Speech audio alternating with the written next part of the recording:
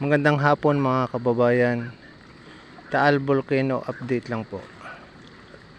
Ngayon ay araw ng Huwebes, October 4, 2024.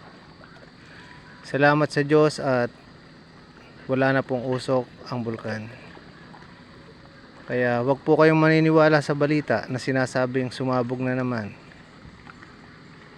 Kaya mga kababayan, wag po kayong matakot. Don't panic. Ito po ang tunay na balita. Masdan nyo po ang bulkan. Ayan, maliwanag ang kalangitan, walang usok. Napakabuti ng Panginoon. At madali niyang inalis ang usok. Huwag po kayong maniwala sa mga bali-balita.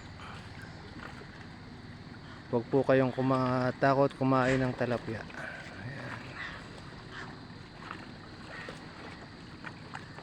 Ayan po. Pagkat normal lamang po sa bulkan ang umusok paminsan-minsan.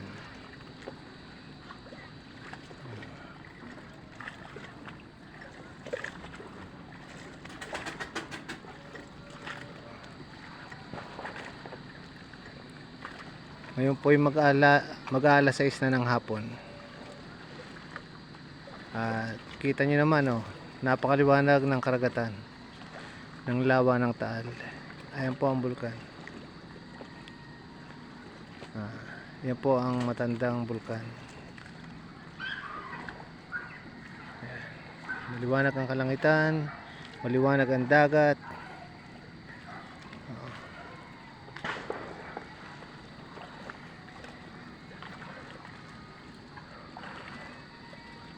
Ayan, mga ibon, dalawang ibon nalipad.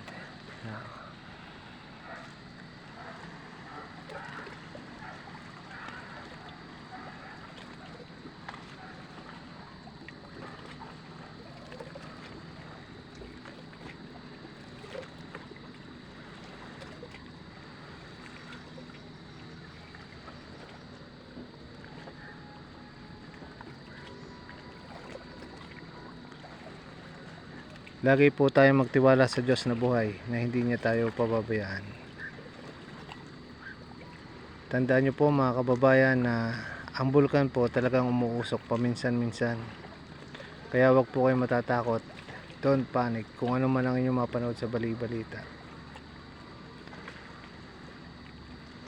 Ang mga isda po sa lawang ito ay masarap at malinis, kaya wala pong dapat kayong katakutan.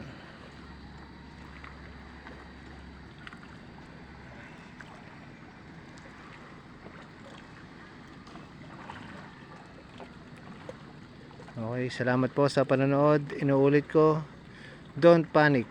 Huwag kayong matakot. Lagi magtiwala sa Diyos na buhay.